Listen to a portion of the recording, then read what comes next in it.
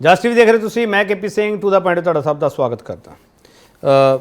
ਪੰਜਾਬ ਦੇ ਮੁੱਖ ਮੰਤਰੀ ਨੇ ਇੱਕ ਚਿੱਠੀ ਲਿਖੀ ਸੀ ਜਿਸ 'ਚ ਜਵਾਬ ਦਿੱਤਾ ਗਿਆ ਸੀਗਾ ਕਿ ਪੰਜਾਬ ਦੇ ਸਿਰ ਕਰਜ਼ਾ ਕਿੰਨਾ ਹੈਗਾ ਤੇ ਕਿੰਨਾ ਹਿਸਾਬ ਕਿਤਾਬ ਹੈ ਜਿਹੜਾ ਉਹ ਠੀਕ ਕਰ ਦਿੱਤਾ ਗਿਆ ਜਾਂ ਕਰਨ ਦੀ ਕੋਸ਼ਿਸ਼ ਕੀਤੀ ਗਈ। ਇਹ ਚਿੱਠੀ ਸੀ 3 ਅਕਤੂਬਰ ਦੀ, ਜਿਹੜੀ ਹੋ ਸਕਦਾ ਕਿ ਰਿਸੀਵ ਲੇਟ ਹੋਈ ਹੋਵੇ। ਤੇ ਗਵਰਨਰ ਸਾਹਿਬ ਨੇ ਇੱਕ ਹੋਰ ਚਿੱਠੀ ਜਾਰੀ ਕੀਤੀ ਹੈ, 17 ਅਕਤੂਬਰ ਦੀ ਇਹ ਚਿੱਠੀ ਹੈ, ਜਿਹਦੇ ਵਿੱਚ ਲਿਖਿਆ ਕਿ ਤੁਹਾਡੀ ਚਿੱਠੀ ਪ੍ਰਾਪਤ ਹੋਈ 4 ਅਕਤੂਬਰ ਨੂੰ, ਤੇ ਜਿਹਦੇ ਵਿੱਚ CAG ਦੇ ਅੰਕੜੇ ਦਿੱਤੇ ਗਏ ਤੇ ਸਰਕਾਰ ਦੇ ਅੰਕੜਿਆਂ ਤੇ ਸਵਾਲ ਚੁੱਕਿਆ ਗਿਆ। ਫਰਕ ਕਿਹਾ ਗਿਆ ਕਿ ਫਰਕ ਹੈ ਇਹਨਾਂ ਵਿੱਚ, ਕੀ ਫਰਕ ਹੈਗਾ ਉਸ ਨੂੰ ਸਮਝਣ ਦੀ ਕੋਸ਼ਿਸ਼ ਕਰਾਂਗੇ। ਤੇ ਨਾਲ ਹੀ ਇੱਕ ਪੈਰੇ ਦੇ ਵਿੱਚ ਇਹ ਵੀ ਲਿਖਿਆ ਹੋਇਆ ਕਿ ਜੇ ਤੁਸੀਂ ਇਹ ਸਾਰਾ ਕੁਝ ਸਪਸ਼ਟ ਕਰਦੇ ਹੋ ਤਾਂ ਉਸ ਤੋਂ ਬਾਅਦ ਜਿਹੜੀ ਕੇਂਦਰ ਸਰਕਾਰ ਤੱਕ ਵੀ ਪਹੁੰਚ ਕੀਤੀ ਜਾਵੇਗੀ। ਇਹ ਹੁਣ ਹੋ ਸਕਦਾ ਕਿ ਸ਼ਾਇਦ ਸਾਨੂੰ ਸਮਝਣ ਵਿੱਚ ਕੋਈ ਗਲਤੀ ਨਾ ਹੋ ਗਈ ਹੋਵੇ, ਪਰ ਇਹ ਲਾਈਨ ਲਿਖੀ ਹੋਈ ਹੈ, ਇਸ ਨੂੰ ਸਮਝਣ ਦੀ ਕੋਸ਼ਿਸ਼ ਕਰਾਂਗੇ। ਤੇ ਵੱਡਾ ਸਵਾਲ ਇਹੀ ਪੁੱਛਾਂਗੇ ਕਿ ਇਸ ਦਾ ਹਿਸਾਬ ਕਿਤਾਬ ਸਹੀ।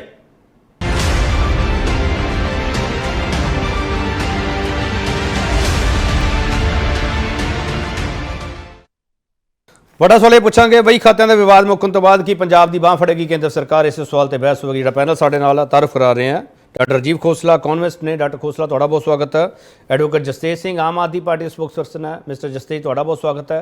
एडवोकेट अर्शप्रीत सिंह खडियाल कांग्रेस के चीफ स्पोक्सपर्सन है। मिस्टर खडियाल ਤੁਹਾਡਾ बहुत स्वागत है। शमिंदर कौर संधू श्रोमणी अकाली दल के स्पोक्सपर्सन है, इन्होंने भी इकोनॉमिक्स की बहुत नॉलेज है। संधू मैडम ਤੁਹਾਡਾ बहुत स्वागत है। दिवान तरोड़ा भारतीय जनता पार्टी के स्पोक्सपर्सन है, इन्होंने इकोनॉमिक्स का बहुत पता। दिवान तरोड़ा ਤੁਹਾਡਾ बहुत स्वागत है सर। सब तो पहला सवाल दिवान जी ਤੁਹਾਨੂੰ करना चाहूँगा।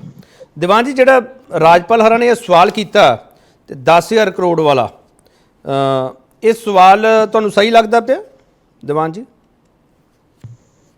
ਸਵਾਲ ਬਿਲਕੁਲ ਠੀਕ ਹੈ। ਤੁਸੀਂ ਦੇਖੋ ਕਿ ਕੈਗ ਦੀ ਰਿਪੋਰਟ ਦਾ ਉਹਨਾਂ ਨੇ ਵੇਰਵਾ ਦਿੱਤਾ ਹੈ। ਜੋ ਬਜਟ ਇਹਨਾਂ ਨੇ ਬਜਟ ਸੈਸ਼ਨ ਦੇ ਵਿੱਚ ਇਹਨਾਂ ਨੇ ਅਪਰੂਵ ਕੀਤਾ ਸਟੇਟ ਅਸੈਂਬਲੀ ਨੇ, ਉਸ ਤੋਂ 10,000 ਕਰੋੜ ਰੁਪਇਆ ਵੱਧ ਕਰਜ਼ ਲਿਆ ਗਿਆ। ਔਰ ਤੁਸੀਂ ਦੇਖੋਗੇ ਮਜ਼ੇ ਦੀ ਗੱਲ ਕਿ ਉਹ 10,000 ਕਰੋੜ ਰੁਪਇਆ ਨਾ ਤਾਂ ਕੈਪੀਟਲ ਐਸੈਟਸ ਦੇ ਉੱਤੇ ਖਰਚ ਹੋਇਆ, ਨਾ ਹੀ ਉਹ ਇੰਟਰਸਟ ਪੇਮੈਂਟ ਦੇ ਉੱਤੇ ਖਰਚ ਹੋਇਆ। ਰਾਜਪਾਲ ਸਾਹਿਬ ਨੇ ਬਿਲਕੁਲ ਠੀਕ ਕਿਹਾ ਕਿ ਸਾਨੂੰ ਇਸ ਚੀਜ਼ ਦਾ ਸਰਕਾਰ ਨੂੰ, ਮੁੱਖ ਮੰਤਰੀ ਸਾਹਿਬ ਨੂੰ ਵੇਰਵਾ ਦੇਣਾ ਚਾਹੀਦਾ, ਵਿਵਰਣ ਦੇਣਾ ਚਾਹੀਦਾ ਕਿ ਪੈਸਾ ਜਿਹੜਾ ਹੈ ਕਿੱਥੇ ਖਰਚ ਹੋਇਆ। ਅੱਛਾ ਦਿਵਾਨ ਜੀ, ਜੇ ਹਿਸਾਬ ਕਿਤਾਬ ਸਹੀ ਹੋ ਗਿਆ ਤਾਂ ਫਿਰ ਕੇਂਦਰ ਸਰਕਾਰ ਪੰਜਾਬ ਦੀ ਬਾਂਹ ਫੜ ਲੂਗੀ? ਸਹੀ ਹੋ ਗਿਆ ਤਾਂ ਚੰਗੀ ਗੱਲ ਹੈ। ਨਹੀਂ, ਕੇਂਦਰ ਸਰਕਾਰ ਬਾਂਹ ਫੜੂ ਪੰਜਾਬ ਦੀ? ਨਹੀਂ, ਮੈਂ ਕਿਹਾ ਚੰਗੀ ਗੱਲ ਹੈ। ਦੇਖੋ ਚਿੱਠੀ ਦੇ ਵਿੱਚ ਕਿੰਨੀ ਵੱਡੀ ਗੱਲ ਲਿਖੀ ਗਵਰਨਰ ਸਾਹਿਬ ਨੇ। ਉਹਨਾਂ ਨੇ ਲਿਖਿਆ ਕਿ ਪੰਜਾਬੀ ਚ ਉਹਨੂੰ ਤੁਸੀਂ ਫਰਜ਼ੀਵਾੜਾ ਕਹਿ ਸਕਦੇ।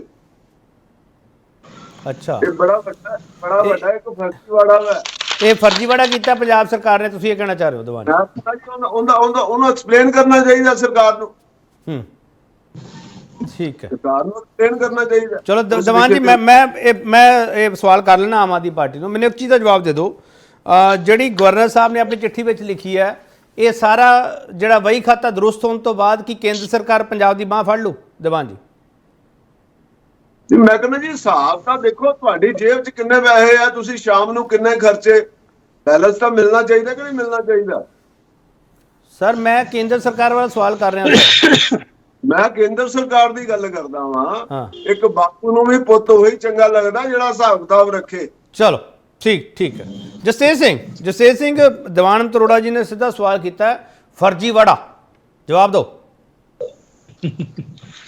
ਜਿਹੜੀ ਆਪਾਂ ਡਿਬੇਟ ਪਹਿਲੀ ਵਾਰੀ ਤਾਂ ਕਰ ਨਹੀਂ ਦੇ ਕੇਪੀ ਜੀ ਗਵਰਨਰ ਦੇ ਲੈਟਰ ਤੇ ਮੈਂ ਹਮੇਸ਼ਾ ਪਿਛਲੀ ਵਾਰੀ ਵੀ ਹਮੇਸ਼ਾ ਇੱਕ ਗੱਲ ਤੇ ਜ਼ੋਰ ਪਾਉਣਾ ਕਿ ਬਈ ਜੋ ਨੈਰੇਟਿਵ ਇਹ ਲੋਕ ਸੈੱਟ ਕਰਨ ਦੀ ਕੋਸ਼ਿਸ਼ ਕਰਦੇ ਆ, ਉਸ ਨੈਰੇਟਿਵ ਦੇ ਵਿੱਚ ਫਸਣਾ ਨਹੀਂ ਚਾਹੀਦਾ, ਕਿਉਂਕਿ ਅਸਲ ਦੇ ਵਿੱਚ ਮੁੱਦੇ ਤਾਂ ਹੈ ਨਹੀਂ ਇਹਨਾਂ ਕੋਲ। ਹੁਣ ਆਪਾਂ ਜਦੋਂ ਵੀ ਇਸ ਗਵਰਨਰ ਸਾਹਿਬ ਦੇ ਕੰਡਕਟ ਦੇ ਉੱਪਰ ਅਸੀਂ ਜਦ ਵੀ ਡਿਬੇਟ ਕੀਤੀ ਹੈ, ਤੁਸੀਂ ਮੈਨੂੰ 1-2 ਵਾਰੀ ਸਪੈਸੀਫਿਕਲੀ ਕਿਹਾ ਕਿ ਜਸਤੇਜ ਜੀ ਜੇ ਇੰਨੀ ਪ੍ਰੋਬਲਮ ਹੈ ਤੁਸੀਂ ਜਵਾਬ ਕਿਉਂ ਨਹੀਂ ਦਿੰਦੇ ਉਹਨਾਂ ਦੇ ਲੈਟਰਾਂ ਦੇ? ਐਂਡ ਮੇਰਾ ਅੱਗੋਂ ਤੁਹਾਨੂੰ ਚੇਤਾ ਹੋਣਾ ਹੈ, ਮੇਰਾ ਤੁਹਾਨੂੰ ਜਵਾਬ ਹੁੰਦਾ ਸੀਗਾ ਕਿ ਕੇਪੀ ਜੀ ਤੁਹਾਨੂੰ ਲੱਗਦਾ ਕਿ ਇਹਨਾਂ ਨੂੰ ਜਵਾਬ ਦੇ ਕੇ, ਹਿਸਾਬ ਦੇ ਕੇ ਇਹ ਬਾਂਹ ਫੜਨਗੇ ਪੰਜਾਬ ਦੀ? ਤੇ ਤੁਸੀਂ ਕਹਿੰਦੇ ਸੀ ਕੋਸ਼ਿਸ਼ ਤਾਂ ਕਰੋ, ਤੇ ਮੈਨੂੰ ਪਤਾ ਸੀਗਾ ਕੁਛ ਨਹੀਂ ਹੋਣਾ। ਹੁਣ ਇੱਕ ਨੈਰੇਟਿਵ ਸੈੱਟ ਕਰ ਦਿੱਤਾ ਗਿਆ, मीडिया ने भी सानू कहा ਵਿਰੋਧੀ ਧਿਰਾਂ ਦਾ ਚਲੋ ਇੱਕ ਸਿਆਸੀ ਲਾਹਾ ਲੈਣ ਦੀ ਕੋਸ਼ਿਸ਼ ਕਰਦੇ ਹੀ ਹੈ। ਅਕਾਲੀ ਦਲ ਦਾ ਤਾਂ ਖੈਰ ਚਲੋ ਸਟੈਂਡ ਸਾਰਿਆਂ ਨੂੰ ਹੀ ਪਤਾ ਹੈ, ਉਹ ਤਾਂ ਬੀਜੇਪੀ ਦੇ ਆਲੇ ਦੁਆਲੇ ਘੁੰਮਦਾ ਰਹਿੰਦਾ ਹੈ। ਪਰ ਅੱਜ ਉਹ ਮੇਰੀ ਕਹੀ ਹੋਈ ਗੱਲ, ਆਮ ਆਦਮੀ ਪਾਰਟੀ ਦੀ ਕਹੀ ਹੋਈ ਗੱਲ ਤੁਹਾਡੇ ਸਾਹਮਣੇ ਸਾਬਤ ਹੋ ਗਈ। ਨਹੀਂ ਜਸਤੇਜ ਜੀ ਹੈ ਕਿ ਪਹਿਲੀ ਵਾਰੀ ਗਵਰਨਰ ਸਾਹਿਬ ਨੇ ਲਿਖਿਆ we can approach the government of India for appropriate assistance as the honourable prime minister has always expressed his commitment for Punjab. ਹੋਰ ਇਹ ਤੋਂ ਵੱਡੀ ਗੱਲ ਕੀ ਲਿਖਦੇ ਨੇ ਗਵਰਨਰ ਸਾਹਿਬ? ਤੁਸੀਂ ਵਾਰ-ਵਾਰ ਇਹ ਸਵਾਲ ਕਰਦੇ ਸੀ ਨਾ, ਗਵਰਨਰ ਸਾਹਿਬ ਨੇ ਜਵਾਬ ਦਿੱਤਾ। ਆਰਡੀਐਫ ਦਾ 850 ਕਰੋੜ ਹਾਂ, ਇਹ ਐਡਮਿਟਡ ਹੈ ਕਿ ਦੱਬ ਕੇ ਬੈਠੇ ਹੋਏ ਉੱਥੇ ਸੈਂਟਰ ਮੋਦੀ ਜੀ, ਇਹ ਐਡਮਿਟਡ ਹੈ। ਪਹਿਲਾਂ ਸਾਡੇ ਤੋਂ ਪ੍ਰੋਕਿਉਰਮੈਂਟ ਕਰਾ ਲਈ 2019 ਤੋਂ ਲੈ ਕੇ 2023 ਤੱਕ ਪੰਜਾਬ ਦੇ ਕਿਸਾਨਾਂ ਨੇ ਪ੍ਰੋਕਿਉਰਮੈਂਟ ਕਰਾਈ ਐਂਡ ਇਸ ਸ਼ਰਤ ਤੇ ਕਰਾਈ ਕਿ ਆਰਡੀਐਫ ਦਾ 3% ਦੇਣਾ, ਫਿਰ 2% ਦੇਣਾ, ਜੋ ਵੀ ਇਸ ਸ਼ਰਤ ਦੇ ਉੱਪਰ ਪ੍ਰੋਕਿਉਰਮੈਂਟ ਹੋਈ ਹੈ। ਜਸੇ ਜੀ ਆਪਾਂ ਟੌਪਿਕ ਤੇ ਆਈਏ, ਇੱਕ ਮਿੰਟ ਜਸੇ ਜੀ, ਆਪਾਂ ਟੌਪਿਕ ਤੇ ਜਸੇ ਜੀ ਇੱਕ ਮਿੰਟ ਸਰ ਸੁਣ ਤਾਂ ਲਓ ਨਾ। ਜਸੇ ਜੀ ਇਹ 10,000 ਕਰੋੜ ਦਾ ਜਿਹੜਾ ਫਰਕ ਕੱਢਿਆ ਜਾ ਰਿਹਾ ਹੈ, ਇਹ ਸਰ ਆਰਡੀਐਫ ਦਾ ਪੈਸਾ ਸਰ? ਉਹ ਸਰ 10,000 ਕਰੋੜ ਦਾ ਫਰਕ ਨਹੀਂ ਹੈ, ਲਿਆ ਹੈ ਜੇ ਸੈਂਟਰ ਤੋਂ ਲਿਆ ਹੈ ਤੇ ਕੋਈ ਇਹ ਨਹੀਂ ਹੈ ਕਿ ਵੀ ਸੈਂਟਰ ਤੋਂ ਫ੍ਰੀ ਚ ਲਿਆ ਹੈ। ਸੈਂਟਰ ਤਾਂ ਉੱਥੇ ਬੈਠਾ ਇਨਕਮ ਟੈਕਸ ਤੇ ਸਾਡੇ ਟੈਕਸ ਦੇ ਪੈਸੇ ਫ੍ਰੀ ਚ ਲੈਂਦਾ ਹੈ, ਅਸੀਂ ਕਲੈਕਟ ਕਰਕੇ ਭੇਜਦੇ ਹਾਂ। ਨਹੀਂ ਮੈਨੂੰ ਇੱਕ ਚੀਜ਼ ਜਸਤੇਜ ਜੀ, ਮੈਨੂੰ ਇੱਕ ਚੀਜ਼ ਦੱਸੋ, ਹਿਸਾਬ ਤਾਂ ਤੁਹਾਡਾ ਸਹੀ ਹੈ ਜਾਂ ਗਵਰਨਰ ਸਾਹਿਬ ਦਾ ਸਹੀ ਹੈ? ਨਹੀਂ ਹਿਸਾਬ ਨੂੰ ਛੱਡੋ ਪਰ ਹਿਸਾਬ ਤਾਂ ਸਾਡਾ ਵੀ ਸਹੀ ਹੈ। ਤੇ ਜੇ ਗਵਰਨਰ ਸਾਹਿਬ ਕਹਿ ਰਹੇ ਹੈ ਇਹ ਚਿੱਠੀ ਦੇ ਉੱਪਰ ਗੱਲ ਹਿਸਾਬ ਦੀ ਨਹੀਂ ਹੈ। ਅਸੀਂ ਤਾਂ ਆਪ ਕਹਿ ਰਹੇ 47,000 ਕਰੋੜ ਦਾ ਲਿਆ ਕਰਜ਼ਾ, ਜਿਹਦੇ ਚੋਂ 27,000 ਕਰੋੜ ਜਿਹੜੇ ਪਿਛਲੇ ਕਰਜ਼ੇ ਉਹਨਾਂ ਦਾ ਵਿਆਜ ਦਿੱਤਾ। ਪਰ ਗੱਲ ਹੈ ਇਹਨਾਂ ਦੇ ਨੈਰੇਟਿਵ ਫਸਣ ਦੀ। ਕਦੀ ਇਹ ਬਾਹਰ ਇਹੋ ਜਿਹੀ ਲੈਟਰ ਜਿਹੜੀ ਹੈ ਨਾ ਗਵਰਨਰ ਸਾਹਿਬ ਨੇ ਲਿਖੀ ਹੈ, ਤੁਸੀਂ ਮੈਨੂੰ ਇੱਕ ਸਟੇਟ ਦਿਖਾ ਦਿਓ LG ਨੂੰ ਛੱਡ ਕੇ ਦਿੱਲੀ ਦੇ, ਜਿੱਥੇ ਇਹੋ ਜਿਹੀ ਲੈਟਰ ਹਿਸਾਬ ਕਿਤਾਬ ਮੰਗਣ ਦੀ ਗੱਲ ਕੀਤੀ ਹੋਵੇ। ਮੈਂ ਕਹਿੰਦਾ ਸੰਵਿਧਾਨ ਦੇ ਵਿੱਚ ਗਵਰਨਰ ਨੂੰ ਕੀ ਇਹ ਪਾਵਰ ਹੈਗੀ ਹੈ ਕਿ ਏਦਾਂ ਕੈਪੀਟਲ ਐਕਸਪੈਂਡੀਚਰ ਹਿਸਾਬ ਲੈ। ਐਂਡ CAG ਦੀ ਗੱਲ ਕਰ ਰਹੇ ਆ, CAG ਨੇ ਜਿੰਨੀ ਪੋਲਾਂ ਭਾਜਪਾ ਦੀ ਖੋਲੀ ਹੈ ਕਿ 1-1 ਕਿਲੋਮੀਟਰ ਦੀ ਸੜਕ 150 ਕਰੋੜ ਦੀ ਬਣੀ ਹੈ, ਉਹਦੇ ਬਾਰੇ CAG ਤੋਂ ਕਦੇ ਪੁੱਛਿਆ? ਉੱਥੇ ਤਾਂ ਇਹਨਾਂ ਨੇ ਟ੍ਰਾਂਸਫਰ ਕਰਤੀ ਹੈ ਜਿਨ੍ਹਾਂ ਨੇ CAG ਦਾ ਜਸੇ ਜੀ, ਜੇ ਗਵਰਨਰ ਸਾਹਿਬ ਇੰਨੇ ਤੰਗ ਕਰਦੇ ਪਏ ਤੁਹਾਨੂੰ, 10,000 ਕਰੋੜ ਦਾ ਫਰਕ ਵੀ ਉਹਨਾਂ ਨੇ ਕੱਢਤਾ ਹੈ, ਤੁਸੀਂ ਸਰ ਫਿਰ ਕਰਨਾ ਕੀ ਹੈ? ਵਿਧਾਨ ਸਭਾ ਵਿੱਚ ਕੁਝ ਬੋਲੋਗੇ ਜਾਂ ਕੋਰਟ ਦਾ ਰੁਖ ਕਰੋਗੇ? KP ਜੀ 10,000 ਕਰੋੜ ਦਾ ਕੋਈ ਫਰਕ ਨਹੀਂ ਹੈ। ਮੈਨੂੰ ਨਹੀਂ ਪਤਾ ਇਹਦੇ ਚ ਇਹ ਤਾਂ ਰਾਜੀਵ ਖੋਸਲਾ ਜੀ ਬੈਠੇ ਹੈ, ਠੀਕ ਹੈ ਨਾ, ਜਿਹੜੇ ਐਕਸਪਰਟ ਨੇ। ਇਹ ਤਾਂ ਕੀ ਇਹਦੇ ਚ ਲਿਖਿਆ ਇਹ ਤੁਹਾਨੂੰ ਲੱਗਦਾ ਇਹਦੇ ਚ ਇੱਕ ਵੀ ਅੱਖਰ ਗਵਰਨਰ ਸਾਹਿਬ ਨੂੰ ਸਮਝ ਆਉਂਦਾ? ਤੁਸੀਂ ਇਹ ਲੈਟਰ ਤੋਂ ਲੱਗਦਾ ਗਵਰਨਰ ਸਾਹਿਬ ਨੇ ਲਿਖੀ ਹੋਈ ਹੈ। ਇਹ ਆਮ ਬੰਦੇ ਦੀ ਲੈਂਗੁਏਜ ਸਮਝ ਆਉਂਦੀ ਹੈ? ਚਲੋ ਮੈਂ ਆ ਰਿਹਾ ਜਸਟੇਜ ਜੀ ਵਾਪਸ ਆ ਰਿਹਾ। ਇਹ ਤਾਂ ਕਹਿੰਦੇ ਫ੍ਰੀ ਇਲੈਕਟ੍ਰਿਸਿਟੀ ਕਿਉਂ ਦੇ ਰਹੇ? ਇੱਥੇ ਤਾਂ ਉਹ ਵੀ ਗੱਲ ਕੀਤੀ ਹੋਈ ਹੈ। ਮੈਂ ਇਸੇ ਸਵਾਲ ਕਰਨਾ, ਮੈਂ ਇੱਕ ਮਿੰਟ ਰੁਕ ਜਾਓ, ਫ੍ਰੀ ਇਲੈਕਟ੍ਰਿਸਿਟੀ ਤੇ ਮੈਂ ਆ ਜਾਊਂਗਾ। ਡਾਕਟਰ ਖੋਸਲਾ ਇਹ ਫਰਕ ਜਿਹੜਾ ਹੈਗਾ ਉਹ ਤੁਹਾਨੂੰ ਸਮਝ ਆਇਆ? KP ਜੀ ਇਹ 10,000 ਕਰੋੜ ਰੁਪਈਆ ਉਹਨਾਂ ਨੇ, ਗਵਰਨਰ ਸਾਹਿਬ ਨੇ ਸਿਰਫ ਇੱਕ ਫਿਗਰ ਨੂੰ ਉਚਾਰਿਆ ਹੈ। ਜਿੱਥੇ ਟੇਬਲ ਦਿੱਤਾ ਤੁਸੀਂ ਦੇਖੋ, ਉੱਥੇ ਟੇਬਲ ਦੇ ਵਿੱਚ ਉਹਨਾਂ ਨੇ 10,000 ਕਰੋੜ ਦਾ ਕੋਈ ਵਰਣਨ ਨਹੀਂ ਕੀਤਾ। ਟੇਬਲ ਦੇ ਵਿੱਚ ਨਹੀਂ ਇਹ ਗੱਲ ਕਹੀ ਗਵਰਨਰ ਸਾਹਿਬ ਨੇ। ਟੇਬਲ ਦੇ ਵਿੱਚ ਜਿਹੜਾ ਫਰਕ ਦਿਖਾਇਆ ਹੈ, ਇਸੇ ਲੈਟਰ ਦਾ ਹਵਾਲੇ ਦੇ ਨਾਲ ਮੈਂ ਗੱਲ ਕਰ ਰਿਹਾ, ਉਹਦੇ ਵਿੱਚ 1.5 ਤੋਂ 2,000 ਕਰੋੜ ਰੁਪਏ ਦਾ ਫਰਕ ਹੈ। ਜਸਤੇਜ ਜੀ ਦੀ ਗੱਲ ਕਿਸੇ ਨਾ ਕਿਸੇ ਹੱਦ ਤੱਕ ਠੀਕ ਹੈ, ਬਈ ਇੰਨਾ ਜ਼ਿਆਦਾ ਫਰਕ ਨਹੀਂ ਹੈ। ਇਹ ਜਿਹੜੇ ਫਰਕ ਵੀ ਆ ਜਾਂਦੇ ਨਾ KP ਜੀ, ਇਹ ਕੋਈ ਏਦਾਂ ਨਹੀਂ ਹੈ ਬਈ ਇਹ ਪਹਿਲੀ ਸਟੇਟ ਹੈ ਜਿਹਦੇ ਵਿੱਚ ਫਰਕ ਆਇਆ। ਕੇਰਲਾ ਦੇ ਵਿੱਚ ਵੀ ਆਇਆ, ਦਿੱਲੀ ਦੇ ਵਿੱਚ ਵੀ ਆਇਆ। ਉਹਦਾ ਕਾਰਨ ਹੁੰਦਾ, ਕਾਰਨ ਕੀ ਹੈ ਬਈ ਸਟੇਟਸ ਜਿਹੜੀਆਂ ਨੇ ਕਈ ਖਰਚੇ ਨੇ ਜਿਨ੍ਹਾਂ ਨੂੰ ਅਦਰ ਐਕਸਪੈਂਡੀਚਰ ਚ ਕਰਦੀਆਂ ਨੇ।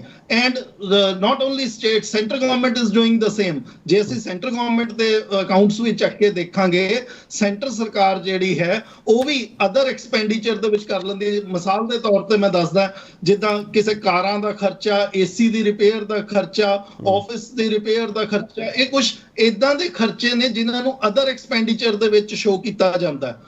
ਇੱਕ ਕਮਿਟਡ ਐਕਸਪੈਂਡੀਚਰ ਹੈ, ਇਹ ਕੈਪੀਟਲ ਐਕਸਪੈਂਡੀਚਰ ਹੈ, ਉਹਨੂੰ ਲੈ ਕੇ ਫਰਕ ਆ ਜਾਂਦਾ। ਉੱਥੇ ਜ਼ਰੂਰ ਇਹ ਠੀਕ ਹੈ ਵੀ ਸਰਕਾਰਾਂ ਨੂੰ ਟਰਾਂਸਪੇਰੈਂਟ ਰਹਿਣਾ ਚਾਹੀਦਾ, ਚਾਹੇ ਉਹ ਪੰਜਾਬ ਦੀ ਸਰਕਾਰ ਹੈ ਜਾਂ ਕਿਤੇ ਦੀ ਵੀ ਸਰਕਾਰ ਹੈ। ਪਰ ਆ ਜਿਹੜਾ 10,000 ਕਰੋੜ ਰੁਪਈਆ, ਉਹ ਮੈਨੂੰ ਕਿਤੇ ਨਾ ਕਿਤੇ ਖਦਸ਼ਾ ਬਈ ਉਹ ਫਿਗਰ ਉਹਨਾਂ ਨੇ, ਗਵਰਨਰ ਸਾਹਿਬ ਨੇ ਵੀ ਕਲੀਅਰ ਨਹੀਂ ਕੀਤੀ। ਦੂਜੀ ਚੀਜ਼ ਮੈਂ ਇੱਕ ਹੋਰ ਕਹਿਣਾ ਚਾਹੁੰਦਾ KP ਜੀ, ਜਿਹੜੀ ਸਟੇਟ ਗਵਰਨਮੈਂਟ ਨੇ ਜੇ ਕਦੇ ਕਰਜ਼ਾ ਚੁੱਕਣਾ ਹੈ, ਜਿਹੜਾ ਆਰਟੀਕਲ ਸੰਵਿਧਾਨ ਦਾ ਆਰਟੀਕਲ 293 ਸਬਸੈਕਸ਼ਨ 3 ਹੈ, ਉਹ ਕਲੀਅਰਲੀ ਮੈਂਡੇਟ ਦਿੰਦਾ ਹੈ ਕਿ ਕੇਂਦਰ ਸਰਕਾਰ ਕੋਈ ਵੀ ਹੋਵੇ ਉਹ ਕਰਜ਼ਾ ਨਹੀਂ ਚੁੱਕ ਸਕਦੀ ਜਦ ਸੂਬਾ ਸਰਕਾਰ ਕੋਈ ਵੀ ਹੋਵੇ ਜਦ ਤੱਕ ਉਹਨੂੰ ਕੇਂਦਰ ਸਰਕਾਰ ਤੋਂ ਪਰਮਿਸ਼ਨ ਨਹੀਂ ਮਿਲਦੀ ਉਹ ਕਰਜ਼ਾ ਨਹੀਂ ਚੁੱਕ ਸਕਦੀ। ਤਾਂ ਮੈਨੂੰ ਇਸ ਚੀਜ਼ ਦੇ ਉੱਤੇ ਪੂਰਾ ਸ਼ੱਕ ਹੈ ਵੀ 10,000 ਕਰੋੜ ਰੁਪਏ ਦੀ ਫਿਗਰ ਕਿਸ ਤਰੀਕੇ ਦੇ ਨਾਲ ਇਹ ਕੱਢੀ ਗਈ ਹੈ ਨਹੀਂ ਪਤਾ। ਨਹੀਂ ਪਤਾ, ਫਿਰ ਪਤਾ ਕੌਣ ਹੈ ਜੀ? ਪਤਾ ਕਿਹਨੂੰ ਹੈ ਖੋਸਲਾ ਸਾਹਿਬ? ਕਿਹਨੂੰ ਪੁੱਛਾਂ ਮੈਂ, ਦੱਸੋ। ਬੀਜੇਪੀ ਇੱਕ ਮਿੰਟ ਰੋਜੋ ਤੁਸੀਂ ਕਿਉਂ ਇੰਨੇ ਭਾਵੁਕ ਹੋ ਜਾਂਦੇ ਹੋ ਖੋਸਲਾ ਸਾਹਿਬ? ਹਾਂ ਕੇਪੀ ਜੀ ਇੱਕ ਚੀਜ਼ ਮੈਂ ਐਡ ਕਰ ਦਿੰਦਾ, ਈਵਨ ਜਿਸ ਚੀਜ਼ ਨੂੰ ਲੈ ਕੇ ਦੇਖੋ ਹਜੇ ਤੱਕ ਫਿਗਰ ਸਾਹਮਣੇ ਨਹੀਂ ਆਈਆਂ, ਹੌਲੀ ਹੌਲੀ ਸਾਹਮਣੇ ਦਸਤਾਵੇਜ਼ ਆਉਣਗੇ ਤਾਂ ਪਤਾ ਲੱਗੇਗਾ। ਪਰ ਜੇ ਕਿਤੇ 10,000 ਕਰੋੜ ਰੁਪਈਆ ਸਰਕਾਰ ਨੇ ਕਰਜ਼ਾ ਵੀ ਲਿੱਤਾ ਤਾਂ ਹੋ ਸਕਦਾ ਇਹਨੂੰ, ਜੇ ਅਸੀਂ ਜਿਹੜੀ ਵਿੱਤ ਮੰਤਰੀ ਨੇ ਗੱਲ ਕੀਤੀ ਸੀ 2022 ਦੇ ਬਜਟ 'ਚ ਔਰ 2023 ਦੇ ਬਜਟ ਦੇ ਵਿੱਚ ਵੀ ਸਰਕਾਰਾਂ ਨੂੰ ਅਸੀਂ 50 ਸਾਲ ਦੇ ਲਈ 1 ਲੱਖ ਕਰੋੜ ਰੁਪਈਆ 2022 ਔਰ 2023 ਦੇ ਵਿੱਚ 1.3 ਲੱਖ ਕਰੋੜ ਰੁਪਈਆ ਇੰਟਰਸਟ ਫ੍ਰੀ ਜਿਹੜਾ ਕਰਜ਼ਾ ਹੈ ਉਹ ਦਵਾਂਗੇ, ਉਹਦੇ ਨਾਲ ਨਾ ਜੁੜਦਾ ਹੋਵੇ। ਨਹੀਂ, ਜਿਹੜਾ ਇਹਨਾਂ ਨੇ ਲਾਈਨ ਲਿਖੀ ਗਵਰਨਰ ਸਾਹਿਬ ਨੇ, capital expenditure of mere rupees 7,831 crore against rupees 10,208 crore projected in your letter, ਇਹ ਤੁਹਾਨੂੰ ਲਾਈਨ ਠੀਕ ਨਹੀਂ ਲੱਗਦੀ ਪਈ ਗਵਰਨਰ ਸਾਹਿਬ ਦੀ? ਨਹੀਂ, ਉਹਨਾਂ ਨੇ ਇਹ ਲਿਖਿਆ ਕੇਪੀ ਜੀ ਵੀ ਕੈਪੀਟਲ ਐਕਸਪੈਂਡੀਚਰ ਦੇ ਹਵਾਲੇ ਦਾ ਜਿੱਥੇ ਉਹਨਾਂ ਨੇ ਹਵਾਲਾ ਦਿੱਤਾ ਉਹ ਕਹਿੰਦੇ ਨੇ ਵੀ ਕੇਂਦਰ ਸਰਕਾਰ ਨੇ ਖਰਚਾ ਜ਼ਿਆਦਾ ਕੀਤਾ ਜਦ ਕਿ ਕਰਜ਼ਿਆਂ ਦੇ ਵਿੱਚ ਕੈਪੀਟਲ ਐਕਸਪੈਂਡੀਚਰ ਨੂੰ ਦਿਖਾਇਆ ਘੱਟ ਹੈ। ਹਾਂ, ਪੰਜਾਬ ਸਰਕਾਰ ਨੇ, ਕੇਪੀ ਜੀ, ਹਾਂ ਪੰਜਾਬ ਸਰਕਾਰ ਨੇ 2377 ਕਰੋੜ ਰੁਪਏ ਦੇ ਨਾਲ ਘੱਟ ਦਿਖਾਇਆ। ਇਹ ਬਿਲਕੁਲ ਠੀਕ ਹੈ, ਹੋ ਸਕਦਾ ਹੈ ਇਹ ਸਰਕਾਰਾਂ ਟ੍ਰਾਂਸਪੇਰੈਂਸੀ ਨਹੀਂ ਰੱਖਦੀਆਂ। ਚਲੋ, ਮੈਂ ਟ੍ਰਾਂਸਪੇਰੈਂਸੀ ਵਾਲਾ ਸਵਾਲ ਵੱਡਾ, ਚਲੋ ਮੈਂ ਆ ਰਿਹਾ ਇੱਕ ਛੋਟਾ ਬ੍ਰੇਕ ਲੈ ਲਵਾਂ, ਬ੍ਰੇਕ ਤੋਂ ਵਾਪਸ ਆ ਰਿਹਾ ਦੀਵਾਨ ਜੀ ਤੁਹਾਡੇ ਕੋਲ ਵੀ, ਖੜਿਆਲ ਸਾਹਿਬ ਤੁਹਾਡੇ ਕੋਲ ਵੀ, ਸ਼ਮਿੰਦਰ ਕੌਰ ਸੰਧੂ ਤੁਹਾਡੇ ਕੋਲ ਵੀ, ਜਸਤੇਜ ਸਿੰਘ ਤੁਹਾਡੇ ਕੋਲ ਵੀ, ਤੇ ਸਵਾਲ ਆ ਕੇ ਬਹੁਤ ਸਾਰੇ ਹੋਣੇ ਆ। ਹਿਸਾਬ ਕਿਤਾਬ ਕੀ ਹੈ ਤੇ ਖਿਲਾਰਾ ਕੀ ਹੈ, ਬਹੁਤ ਵੱਡੇ ਸਵਾਲ ਹੈ, ਇਹੀ ਆ ਕੇ ਪੁੱਛੂੰਗਾ।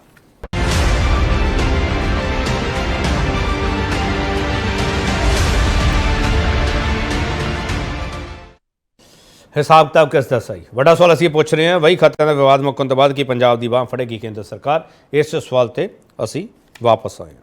ਮਿਸਟਰ ਖੜਿਆਲ, ਜੋ ਹੁਣ ਤੱਕ ਦੀ ਡਿਬੇਟ ਵਿੱਚ ਮੇਰੇ ਸਾਹਮਣੇ ਆਇਆ ਉਹ ਸਵਾਲ ਆਇਆ ਪਾਰਦਰਸ਼ਤਾ ਸਰਕਾਰ ਨਹੀਂ ਅਪਣਾ ਰਹੀ। ਤੁਹਾਨੂੰ ਲੱਗਦਾ ਗਵਰਨਰ ਸਾਹਿਬ ਠੀਕ ਸਵਾਲ ਚੁੱਕ ਰਹੇ ਹੈ? ਇਹਦੇ ਵਿੱਚ ਕੋਈ ਦੋ ਰਾਹ ਨਹੀਂ ਹੈ ਕਿ ਸਰਕਾਰ ਟ੍ਰਾਂਸਪੇਰੈਂਸੀ ਤੇ ਅਕਾਊਂਟੇਬਿਲਿਟੀ ਨੂੰ ਬਿਲਕੁਲ ਸਪੋਰਟ ਨਹੀਂ ਕਰ ਰਹੀ ਹੈ, ਉਹਦੇ ਉਲਟ ਚੱਲ ਰਹੀ ਹੈ। ਪਹਿਲਾਂ ਤਾਂ ਜਿਹੜਾ ਗਵਰਨਰ ਸਾਹਿਬ ਦਾ ਜਿਹੜਾ ਖੱਤ ਹੈ ਨਾ, ਉਹਦੇ ਜਮਾਂ ਥੱਲੇ ਆ ਜਾਓ, ਥੱਲੇ ਉਹਨਾਂ ਨੇ ਇਹ ਸਵਾਲ ਪੁੱਛਿਆ ਹੈ ਕਿ ਕਾਰਨ ਕੀ ਹੈ ਡਾਇਵਰਜਨ ਆਫ ਕੈਪੀਟਲ ਰਿਸੀਟਸ ਦੇ ਆਫ ਫॉर ਅਨਡਿਸਕਲੋਜ਼ਡ ਪਰਪਸਿਸ। ਮਤਲਬ ਕਿ ਕੈਪੀਟਲ ਰਿਸੀਟਸ ਜਿਹੜੀਆਂ ਸੀਗੀਆਂ ਉਹ ਯੂਜ਼ ਹੋਈਆਂ ਫॉर ਅਨਡਿਸਕਲੋਜ਼ਡ ਪਰਪਸ। ਉਹ ਪਰਪਸ ਕੀ ਹੈ? ਪਹਿਲਾ ਸਵਾਲ ਮੇਰਾ ਜਸਤੇਜ ਜੀ ਨੂੰ ਇਹ ਹੈ ਕਿ ਜਸਤੇਜ ਜੀ ਕੀ ਪਰਪਸ ਲਈ ਇਹ ਪੈਸਾ ਯੂਜ਼ ਹੋਇਆ? ਦੂਜੀ ਗੱਲ, 2022-23 ਦਾ ਜਿਹੜਾ ਬਜਟ ਅਪਰੂਵ ਹੋਇਆ ਸੀਗਾ 23,835 ਕਰੋੜ ਰੁਪਏ ਦਾ। ਇਹ ਸਰਕਾਰ ਨੇ ਬੋਰੋ ਕਿੰਨਾ ਕੀਤਾ ਹੈ? 33,886 ਕਰੋੜ। ਸੋ ਇਹ ਗੈਸ ਵਰਕ ਤੇ ਸਪੈਕੂਲੇਸ਼ਨ ਤਾਂ ਮੈਨੂੰ ਲੱਗ ਨਹੀਂ ਰਹੀ। ਬਜਟ ਹੈ, ਬਜਟ ਜ਼ਿਆਦਾ ਬੋਰੋ ਹੋਇਆ ਹੈ। ਹੁਣ ਜਿਹੜਾ ਇਹ 10,000 ਕਰੋੜ ਤੁਸੀਂ ਜ਼ਿਆਦਾ ਬੋਰੋ ਕੀਤਾ ਹੈ, ਐਡੀਸ਼ਨਲ ਬੋਰੋਇੰਗ ਹੋਈ ਹੈ, ਇਹ ਨਾ ਤਾਂ ਇੰਟਰਸਟ ਵਾਪਸ ਕਰਨ ਲਈ ਹੋਈ ਹੈ। ਪਹਿਲਾਂ ਤਾਂ ਮੈਂ ਸਪਸ਼ਟ ਕਰਦਾ, ਜਿਹੜਾ ਇਹ ਵਾਰ-ਵਾਰ ਸਟ੍ਰੈਸ ਕਰਦੇ ਨਾ ਅਸੀਂ ਕਰਜ਼ਾ ਮੋੜਨਾ, ਅਸੀਂ ਵੀ ਬਹੁਤ ਮੋੜਿਆ, ਲੇਕਿਨ ਇਹਨੂੰ ਤੁਸੀਂ ਇੰਟਰਸਟ ਲਈ ਨਹੀਂ ਯੂਜ਼ ਕੀਤਾ। ਗਵਰਨਰ ਸਾਹਿਬ ਦੇ ਖਾਤੇ ਵਿੱਚ ਕੈਟਾਗੋਰਿਕਲੀ ਕਲੀਅਰਲੀ ਲਿਖਿਆ ਹੋਇਆ ਹੈ। ਤੇ ਨਾ ਹੀ ਇਹਨੂੰ ਯੂਜ਼ ਕੀਤਾ ਗਿਆ ਕੇਪੀ ਜੀ ਕੈਪੀਟਲ ਐਸੈਟਸ ਲਈ। ਕੈਪੀਟਲ ਐਸੈਟਸ ਕੀ ਹੁੰਦੇ ਹੈ? ਜਿਹੜੇ ਐਸੈਟਸ ਕਰਕੇ ਸਰਕਾਰ ਨੂੰ ਪੈਸਾ ਆਉਂਦਾ ਹੈ, ਸਰਕਾਰ ਨੂੰ ਫਾਇਦਾ ਹੁੰਦਾ ਹੈ, ਪੰਜਾਬ ਨੂੰ ਫਾਇਦਾ ਹੁੰਦਾ ਹੈ, ਪੰਜਾਬ ਦੇ ਲੋਕਾਂ ਨੂੰ ਫਾਇਦਾ ਹੁੰਦਾ ਹੈ। ਸੋ ਜਿਹੜੀ ਬੇਰੋਜ਼ਗਾਰੀ ਹੈ ਪੰਜਾਬ ਦੇ ਵਿੱਚ ਉਹ ਵੀ ਆਸਮਾਨ ਛੂ ਰਹੀ ਹੈ। ਮਹਿੰਗਾਈ ਜਿਹੜੀ ਹੈ, ਫਲਾਂ ਤੋਂ ਲੈ ਕੇ ਸਬਜ਼ੀਆਂ ਤੋਂ ਲੈ ਕੇ ਦੁੱਧ ਤੋਂ ਦਹੀਂ ਤੋਂ ਪਨੀਰ ਤੋਂ ਕਿਸੇ ਵੀ ਚੀਜ਼ ਦੀ ਗੱਲ ਕਰ ਲਓ, ਕਿਸੇ ਵੀ ਚੀਜ਼ ਦੀ, ਪੰਜਾਬ ਦੇ ਵਿੱਚ ਸਾਰੇ ਆਸਮਾਨ ਛੂ ਰਹੇ ਹੈ। ਲੇਕਿਨ ਸਰਕਾਰ ਪੈਸਾ ਕਿੱਥੇ ਖਰਚ ਕਰ ਰਹੀ ਹੈ? ਜਹਾਜ਼ਾਂ ਤੇ। ਭਗਵੰਤ ਮਾਨ ਸਾਹਿਬ ਨੇ ਇਲੈਕਸ਼ਨ ਕੈਂਪੇਨ ਵੀ ਤਾਂ ਕਰਨੀ ਹੈ। ਹੁਣ ਇੱਥੇ ਮੇਰਾ ਸਵਾਲ ਜਸਤੇਜ ਜੀ ਨੂੰ ਇਹ ਹੈ, ਜਸਤੇਜ ਜੀ ਦੋ ਬੜੇ, ਇੱਕ ਮੈਂ ਤੁਹਾਡੇ ਤੋਂ ਪਹਿਲਾ ਸਵਾਲ ਪੁੱਛਿਆ, ਦੋ ਕੈਟਾਗੋਰਿਕ ਸਵਾਲ ਹੋਰ ਹੈ। ਟੋਟਲ ਖਰਚਾ ਹੁਣ ਤੱਕ ਆਮ ਆਦਮੀ ਪਾਰਟੀ ਦੀ ਸਰਕਾਰ ਨੇ ਐਡਵਰਟਾਈਜ਼ਿੰਗ ਤੇ ਮਾਰਕੀਟਿੰਗ ਤੇ ਕਿੰਨਾ ਕਰਤਾ ਹੁਣ ਤੱਕ ਟੋਟਲ? ਦੂਜੀ ਗੱਲ, ਆਮ ਆਦਮੀ ਪਾਰਟੀ ਦੀ ਸਰਕਾਰ ਨੇ ਜਿਹੜੇ ਜਹਾਜ਼ ਹੈ, ਸਾਡੇ ਚੌਪਰਸ ਹੈ, ਸਾਡੇ ਹੋਰ ਵਹੀਕਲਸ ਹੈ, ਕਨਵੇਂਸਸ ਹੈ, ਉਹਨਾਂ ਤੇ ਟੋਟਲ ਖਰਚਾ ਕਿੰਨਾ ਕੀਤਾ? ਕਿਉਂਕਿ ਉਹਦੇ ਤੇਲ ਤੇ, ਉਹਦੀ ਪਾਰਕਿੰਗ ਤੇ, ਉਹਦੇ ਉੱਡਣ ਤੇ ਉਹਦੇ ਬਹੁਤ ਜ਼ਿਆਦਾ ਖਰਚੇ ਹੁੰਦੇ ਤੇ ਜਿਹੜੇ ਹਿਸਾਬ ਨਾਲ ਇਹਨਾਂ ਨੇ ਯੂਜ਼ੇਜ ਕੀਤੀ ਹੈ ਉਹ ਐਕਸੈਸ ਹੈ। ਠੀਕ ਹੈ ਖੜਿਆਲ ਸਾਹਿਬ, ਮੈਂ ਤੁਹਾਡੇ ਦੋਨੋਂ ਸਵਾਲ ਲੈ ਲੈਣਾ। ਮੇਰਾ ਲਾਸਟ ਪੁਆਇੰਟ ਹੈ ਜੀ, ਮੇਰਾ ਲਾਸਟ ਪੁਆਇੰਟ ਹੈ। ਇਹ ਕਹਿੰਦੇ ਜਸਤੇਜ ਜੀ ਮੈਨੂੰ ਇੱਕ ਸੂਬਾ ਦਿਖਾ ਦਿਓ ਜਿੱਥੇ ਗਵਰਨਰ ਸਾਹਿਬ ਇਹਨਾਂ ਇੰਟਰਵੀਨ ਕਰਦੇ ਹੋਣ। ਜਸਤੇਜ ਜੀ ਮੈਨੂੰ ਇੱਕ ਸੂਬਾ ਦਿਖਾ ਦਿਓ ਜਿੱਥੇ ਤੁਹਾਡੇ ਤੋਂ ਜ਼ਿਆਦਾ ਕਿਸੇ ਨੇ ਐਡ ਦਾ ਬਜਟ ਰੱਖਿਆ ਹੋਵੇ। ਇੰਨੀ ਗੱਲ ਕਹੀ ਸੀ। ਚਲੋ ਇੱਕ ਮਿੰਟ, ਸ਼ਮਿੰਦਰ ਕੌਰ ਸੰਧੂ, ਹਾਂਜੀ, ਤੁਹਾਡੇ ਲੀਡਰ ਕਹਿ ਰਹੇ ਆ ਕਿ ਅੰਕੜਿਆਂ 'ਚ ਹੇਰ ਫੇਰ ਤਾਂ ਕਰਦੇ ਆ, ਇਹ ਤੁਸੀਂ ਵੀ ਇਹੀ ਕਹੋਗੇ? ਬਿਲਕੁਲ ਬਿਲਕੁਲ ਕਰਦੇ ਹਾਂ ਜੀ, ਬਿਲਕੁਲ ਕਰਦੇ ਹਾਂ। ਗਵਰਨਰ ਸਾਹਿਬ ਸਹੀ ਅੰਕੜੇ ਦੱਸਦੇ ਪਏ ਆ। ਗਵਰਨਰ ਸਾਹਿਬ ਨੇ ਦੇਖੋ ਕੋਈ ਛੋਟੀ ਮੋਟੀ ਹਸਤੀ ਤਾਂ ਹੈ ਨਹੀਂ। ਇੱਕ ਤਾਂ ਪਹਿਲਾਂ ਆਪਾਂ ਨੂੰ ਗਵਰਨਰ ਸਾਹਿਬ ਦੇ ਅਹੁਦੇ ਦੀ ਗਰਿਮਾ ਨੂੰ ਸਮਝਣਾ ਚਾਹੀਦਾ। ਤੁਸੀਂ ਇਹ ਦੇਖੋ ਕਿ ਆਪਾਂ ਇਸੇ ਵਿਸ਼ੇ ਤੇ ਥੋੜੇ ਦਿਨ ਪਹਿਲਾਂ ਡਿਬੇਟ ਕੀਤੀ ਹੈ ਤੇ ਅੱਜ ਆਪਾਂ ਫੇਰ ਉਸੇ ਵਿਸ਼ੇ ਤੇ ਆ ਗਏ। ਸੱਚ ਦੀ ਇੱਕ ਖਾਸੀਅਤ ਹੁੰਦੀ ਹੈ, ਉਹ ਕਦੇ ਛੁਪਦਾ ਨਹੀਂ। ਜਿੰਨਾ ਮਰਜ਼ੀ ਉਹਨੂੰ ਦਬਾ ਲਓ, ਬਾਰ-ਬਾਰ ਸਾਹਮਣੇ ਆਏਗਾ। ਮਾਨ ਸਾਹਿਬ ਦੀ ਸਰਕਾਰ, ਸੱਚ ਗੱਲ ਤਾਂ ਇਹ ਹੈ ਕਿ ਭਾਵੇਂ ਉਹ ਆਰਥਿਕ ਮੋਰਚਾ ਹੋਵੇ, ਭਾਵੇਂ ਰਾਜ ਪ੍ਰਬੰਧ ਦੇ ਪੱਖ ਦੇ ਵਿੱਚ ਕੋਈ ਵੀ ਪੱਖ ਹੋਵੇ, ਆਪਣੀ ਕਮਜ਼ੋਰੀਆਂ ਤੇ ਅਸਫਲਤਾ ਛਪਾਉਣ ਦਾ ਹਰ ਹਿੱਲਾ ਉਹਨਾਂ ਨੇ ਕੀਤਾ, ਪਰ ਉਹ ਫੇਲ ਹੋ ਗਏ ਨੇ। ਹੁਣ ਤੁਸੀਂ ਇਹ ਦੇਖੋ, ਜੇ ਇਹਨਾਂ ਨੇ ਆਰਟੀਕਲ 167A ਦੇ ਅਧੀਨ ਮੁੱਖ ਮੰਤਰੀ ਸਾਹਿਬ ਨੇ ਆਪਣਾ ਫਰਜ਼ ਨਿਭਾਇਆ ਹੁੰਦਾ, ਗਵਰਨਰ ਸਾਹਿਬ ਨੂੰ ਜਵਾਬ ਦਿੱਤਾ ਹੁੰਦਾ, ਤਾਂ ਉਹਨਾਂ ਨੂੰ 167B ਆਰਟੀਕਲ ਦੇ ਤਹਿਤ ਆਪਣਾ ਇਹ ਸੰਵਿਧਾਨਿਕ ਅਧਿਕਾਰ ਇਸਤੇਮਾਲ ਹੀ ਨਾ ਕਰਨਾ ਪੈਂਦਾ। ਇਹ ਕਹਿੰਦੇ ਜੀ ਅਸੀਂ ਵਿਧਾਨ ਸਭਾ 'ਚ ਜਵਾਬ ਨਹੀਂ ਦੇਣਾ, ਸਾਫ਼ ਮੁਕਰ ਗਏ ਮਾਨ ਸਾਹਿਬ ਜੀ, ਮੈਂ ਨਹੀਂ ਜਵਾਬ ਦਿੰਦਾ, ਜੋ ਮਰਜ਼ੀ ਕਰ ਲਓ। ਤੁਸੀਂ ਇਹ ਦੇਖੋ ਆਰਟੀਆਈ ਦੇ ਜਵਾਬ ਦੇਣੇ ਇਹਨਾਂ ਨੇ ਬੰਦ ਕਰਤੇ। ਇਹਨਾਂ ਨੂੰ ਪੁੱਛੋ ਕਿ ਜਿਹੜੇ ਜਹਾਜ਼ਾਂ ਦਾ ਇਹਨਾਂ ਤੋਂ ਵੇਰਵਾ ਮੰਗ ਲਓ ਨਾ, ਕਹਿੰਦੇ ਅਸੀਂ ਨਹੀਂ ਦਿੰਦੇ। ਬਹਾਨਾ ਕੀ ਬਣਾਇਆ ਜੀ ਕਿ ਸੁਰੱਖਿਆ ਦਾ ਇਸ਼ੂ ਹੈ। ਸੁਰੱਖਿਆ ਦਾ ਇਸ਼ੂ, ਮੈਨੂੰ ਇਹ ਦੱਸੋ ਕਿ ਜਿਹੜੇ ਜਹਾਜ਼ਾਂ ਦੀਆਂ ਫਲਾਈਟਾਂ ਹੋ ਚੁੱਕਿਆ, ਕਾਰਜਕ੍ਰਮ ਹੋ ਚੁੱਕੇ, ਉਹਨਾਂ ਦਾ ਵੇਰਵਾ ਦੇਣ 'ਚ ਇਹਨਾਂ ਨੂੰ ਕੀ ਸੁਰੱਖਿਆ ਦਾ ਇਸ਼ੂ ਹੈ? ਚਲੋ ਮੰਨ ਲਿਆ ਕਿ ਅਗਲੇ ਤੁਸੀਂ ਜਾਣਕਾਰੀ ਨਾ ਦਿਓ, ਬਹੁਤ ਸੁਰੱਖਿਆ ਇਸ਼ੂ ਹੈ, ਅਸੀਂ ਮੰਨਦੇ ਆ, ਪਰ ਇਹਦੇ 'ਚ ਸੁਰੱਖਿਆ ਦਾ ਇਸ਼ੂ ਕੀ ਹੈ? ਤੇ ਜਿਹੜੀ ਹੁਣ ਮੇਰੇ ਤੋਂ ਪਹਿਲਾਂ ਖੰਡਿਆਲ ਸਾਹਿਬ ਤੁਹਾਨੂੰ ਇਹ ਗੱਲ ਦੱਸ ਚੁੱਕੇ ਨੇ, ਬਿਲਕੁਲ ਸਹੀ ਹੈ ਜੀ। ਵਿਧਾਨ ਸਭਾ ਪੰਜਾਬ ਅਸੈਂਬਲੀ ਨੇ 23,835 ਕਰੋੜ ਦਾ ਕਰਜ਼ਾ ਪਾਸ ਕੀਤਾ ਸੀ ਤੇ ਇਹਨਾਂ ਨੇ ਕਰਜ਼ਾ ਚੁੱਕਿਆ ਜੀ 33,886 ਕਰੋੜ ਦਾ, ਜੋ ਕਿ ਤਕਰੀਬਨ 10,000 ਕਰੋੜ ਦਾ ਫਰਕ ਹੈ। ਫਰਕ ਤਾਂ ਹੈਗਾ ਜੀ, ਦੇਖੋ। ਤੇ ਉਸ ਤੋਂ ਬਾਅਦ ਜਿਹੜੀ ਕੈਪੀਟਲ ਐਸੈਟ, ਮੈਂ ਤੁਹਾਨੂੰ ਦੱਸਦਾ ਕੈਪੀਟਲ ਐਸੈਟ ਕੀ ਹੁੰਦਾ ਹੈ। ਕੈਪੀਟਲ ਐਸੈਟ ਹੁੰਦਾ ਕਿ ਤੁਹਾਡੀ ਸੰਪत्ति, ਸਰਕਾਰ ਦੀ ਸੰਪत्ति, ਜਿੱਥੋਂ ਤੁਹਾਨੂੰ ਇਨਕਮ ਜਨਰੇਟ ਹੁੰਦਾ, ਰੈਵਨਿਊ ਜਨਰੇਟ ਹੁੰਦਾ। ਬਹੁਤ ਸਿੰਪਲ ਭਾਸ਼ਾ 'ਚ ਮੈਂ ਤੁਹਾਨੂੰ ਦੱਸ ਲਿਆ। ਜਿਵੇਂ ਅਕਾਲੀ ਦਲ ਸਰਕਾਰ ਵੇਲੇ ਰਿਫਾਈਨਰੀਜ਼ ਬਣਿਆ ਸੀ, ਥਰਮਲ ਪਾਵਰ ਪਲਾਂਟ ਲੱਗੇ ਸੀ, ਸੋਲਰ ਪਲਾਂਟ ਲੱਗੇ ਸੀ, ਇਨਵੈਸਟਮੈਂਟਸ ਆਈਆਂ ਸੀਗੀਆਂ ਤੇ ਸੇਵਾ ਕੇਂਦਰ ਬਣੇ ਸੀ, ਰੋਡ ਦੇ ਲਿੰਕ ਬਣੇ ਸੀਗੇ, ਗ੍ਰਿਡਾਂ ਬਣੀਆਂ ਸੀਗੀਆਂ, ਰੂਰਲ ਲਿੰਕ ਰੋਡਸ ਬਣੇ ਸੀ। ਉਹ ਹੁੰਦੇ ਜੀ ਕੈਪੀਟਲ ਐਸੈਟ। ਤੇ ਕੈਪੀਟਲ ਐਕਸਪੈਂਡੀਚਰ ਉਹ ਹੁੰਦਾ ਹੈ ਕਿ ਜਿਹੜਾ ਇਹਨਾਂ ਐਸੈਟਸ ਨੂੰ ਬਣਾਉਣ ਲਈ ਆਪਾਂ ਯੂਜ਼ ਕਰਦੇ ਹਾਂ, ਦੈਟ ਇਜ਼ ਕੈਪੀਟਲ ਐਕਸਪੈਂਡੀਚਰ। ਤੇ ਮੈਂ ਪਿਛਲੀ ਡਿਬੇਟ 'ਚ ਤੁਹਾਨੂੰ ਦੱਸਿਆ ਸੀ ਕਿ ਕੈਪੀਟਲ ਐਕਸਪੈਂਡੀਚਰ ਜਿਹੜਾ ਮਾਨ ਸਰਕਾਰ ਦਾ ਹੈਗਾ, ਉਹ ਸਿਰਫ 3.8% ਹੈ। ਤੇ ਤੁਸੀਂ ਇਸ ਤੋਂ ਅੰਦਾਜ਼ਾ ਲਗਾ ਲਓ ਕਿ ਡਿਵੈਲਪਮੈਂਟ ਕਿੱਥੇ ਹੋ ਰਹੀ ਹੈ ਤੇ ਪੈਸਾ ਕਿੱਥੇ ਜਾ ਰਿਹਾ। ਫੋਰਜਡ ਫਿਗਰਸ ਨੇ। ਇੱਕ ਤੁਹਾਨੂੰ ਮੈਂ ਹੋਰ ਫਿਗਰ ਦੱਸਦੀ ਹਾਂ ਜੀ, ਬਹੁਤ ਇੰਟਰਸਟਿੰਗ। ਕੈਗ ਨੇ 31 ਅਗਸਤ 2023 ਦੇ ਵਿੱਚ total revenue ਰਿਸੀਟ of Punjab government ਜਿਹੜੀ ਉਹਨਾਂ ਨੇ ਦੱਸੀ ਹੈ, ਉਹ ਹੈਗੀ 31,839 ਕਰੋੜ ਦੀ। ਮਤਲਬ, ਪਰ ਮਾਨ ਸਾਹਿਬ ਨੇ ਕਿਹਾ, ਇਹਨਾਂ ਦੇ ਟਵੀਟ ਕੀਤਾ ਸੀਗਾ ਇਹਨਾਂ ਦੇ official app Aam Aadmi party ਦੇ ਹੈਂਡਲ ਤੋਂ ਕਿ ਜਿਹੜੀ ਸਾਡੀ ਪੰਜਾਬ ਸਰਕਾਰ ਦੀ ਅਰਨਿੰਗ ਹੈ ਉਹ 47,923 ਕਰੋੜ ਹੈ। 47,923 ਕਰੋੜ, ਜਦਕਿ ਕੈਗ ਦੀ ਰਿਪੋਰਟ ਦੇ ਅਨੁਸਾਰ ਉਹ ਹੈਗੀ ਜੀ 31,839 ਕਰੋੜ, ਜਿਸ ਦੇ ਵਿੱਚ ਇਹਨਾਂ ਨੇ 16,075 ਕਰੋੜ ਰੁਪਈਆ ਕਰਜ਼ੇ ਦਾ ਐਡ ਕਰ ਲਿਆ। ਇਹ ਦੱਸੋ ਜੀ, ਕਰਜ਼ਾ ਕਦੋਂ ਦੀ ਸਾਡੀ ਇਨਕਮ ਹੋਣ ਲੱਗੀ? ਕਿੰਨਾ ਵੱਡਾ ਝੂਠ ਹੈ, ਧੋਖਾ ਹੈ। ਦੇਖੋ, ਇਹ ਜਵਾਬ ਇਹਨਾਂ ਦਿੰਦੇ ਨਹੀਂ ਹੈਗੇ, ਗਵਰਨਰ ਸਾਹਿਬ ਨੂੰ ਨਹੀਂ ਜਵਾਬ ਦਿੰਦੇ, ਸਾਨੂੰ ਕੀ ਦੇਣਗੇ ਇਹ? ਚਲੋ ਮੈਂ ਇੱਕ ਛੋਟਾ ਬ੍ਰੇਕ ਲਵਾਂ, ਬ੍ਰੇਕ ਤੋਂ ਵਾਪਸ ਆਵਾਂਗੇ। ਹਾਂਜੀ ਜੀ, ਕਿਸ ਦਾ ਹਿਸਾਬ ਤਾਂ ਸਹੀ ਹੈ, ਸਾਰਿਆਂ ਦਾ ਹਿਸਾਬ ਤਾਂ ਸੁਣ ਲਿਓ। ਅੱਜ ਵਾਪਸ ਆ ਰਹੇ।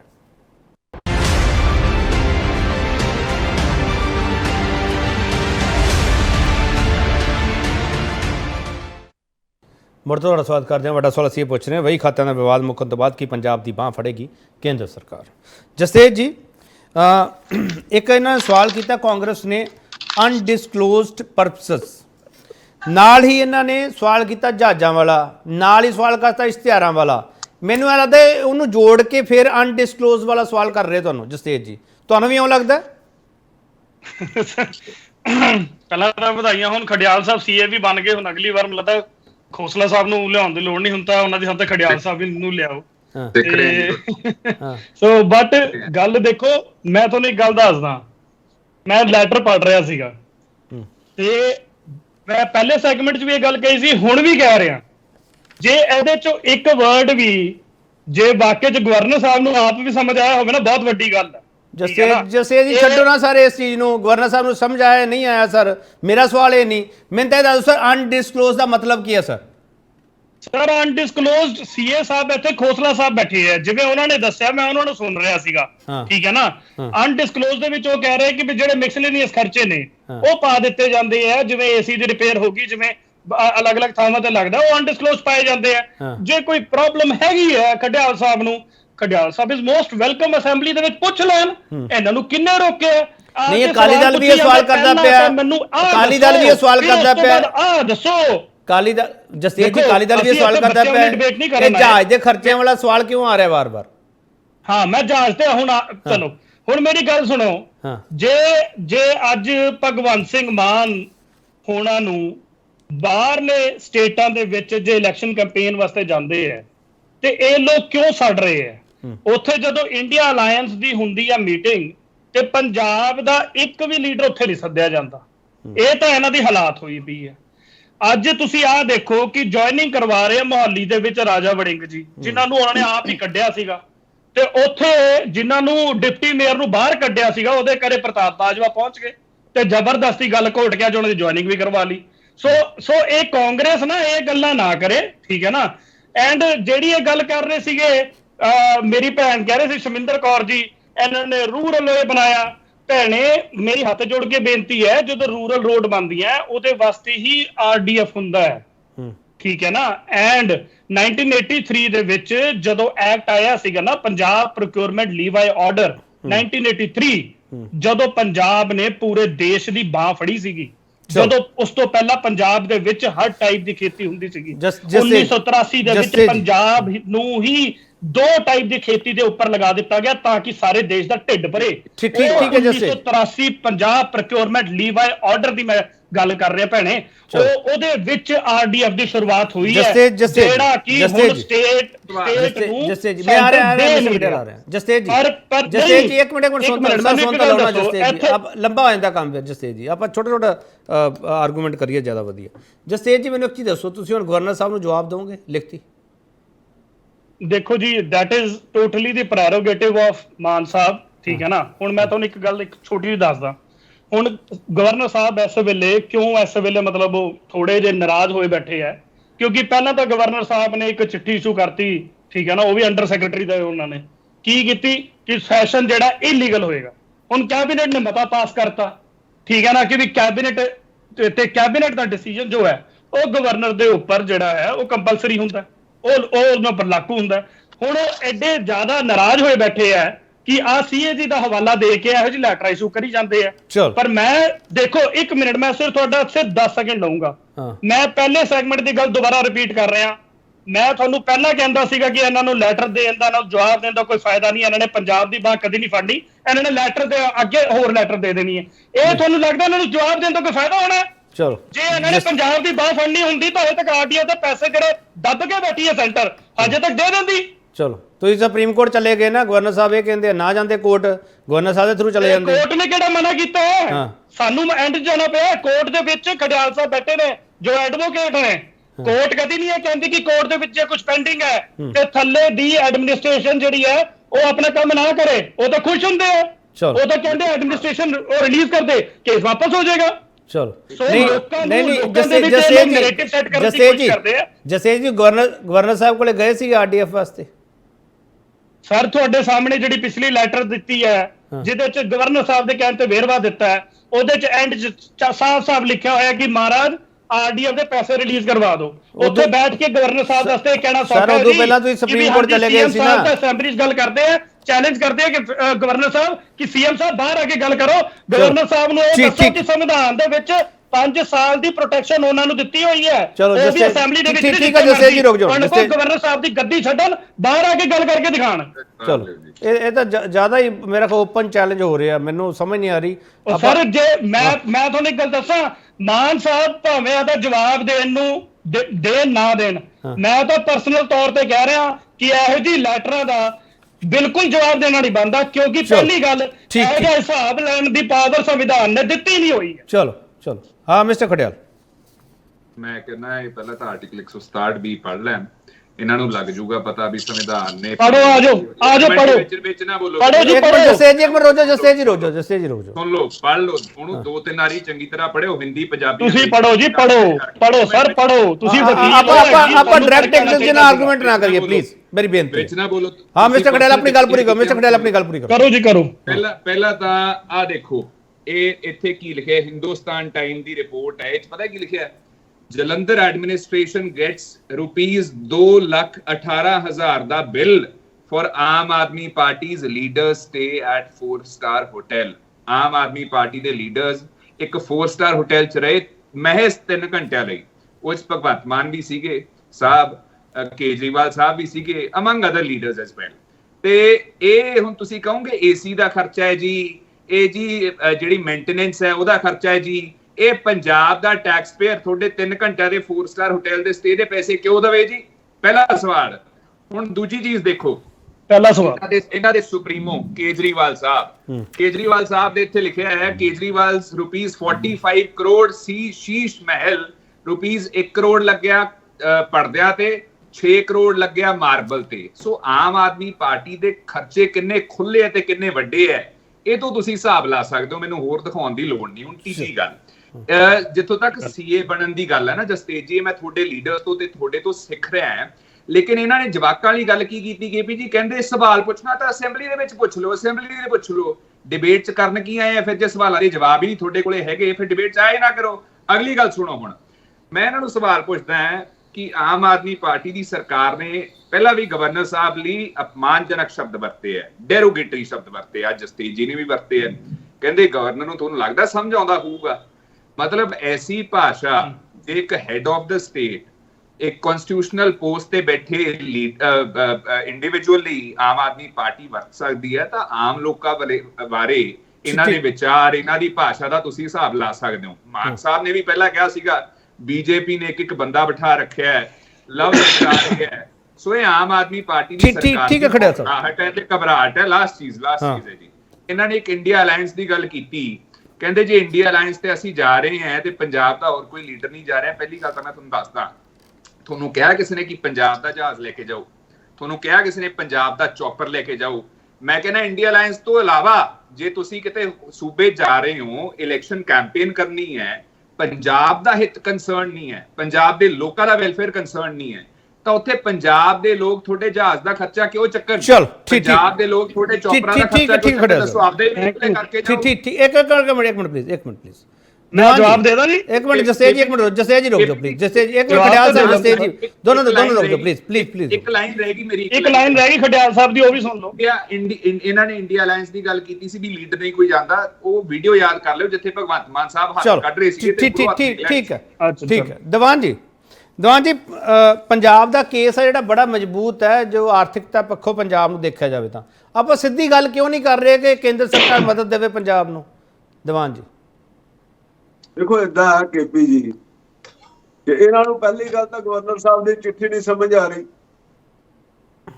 ਗੱਲ ਇਹ ਹੈ ਕਿ ਚਿੱਠੀ ਦੇ ਵਿੱਚ ਖੋਸਲਾ ਜੀ ਨੇ ਵੀ ਕਿਹਾ ਕਿ ਸਾਨੂੰ 10,000 ਕਰੋੜ ਦੀ ਸਮਝ ਨਹੀਂ ਆਈ। ਚਿੱਠੀ 'ਚ ਤਾਂ ਸਪਸ਼ਟ ਲਿਖਿਆ ਕਿ 2022-23 ਦੇ ਬਜਟ ਸੈਸ਼ਨ ਦੇ ਦੌਰਾਨ 23,335 ਕਰੋੜ ਰੁਪਇਆ ਸੈਂਕਸ਼ਨ ਹੋਇਆ, ਅਪਰੂਵ ਹੋਇਆ, ਔਰ ਖਰਚ ਕਿੰਨਾ ਹੋਇਆ? 10,000। ਕਰਜ਼ ਕਿੰਨਾ ਵਾਧੂ ਲਿਆ? 10,000 ਕਰੋੜ ਰੁਪਇਆ।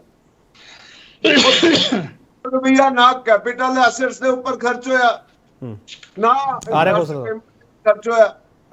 ਉਹ ਕਿੱਥੇ ਖਰਚ ਹੋਇਆ?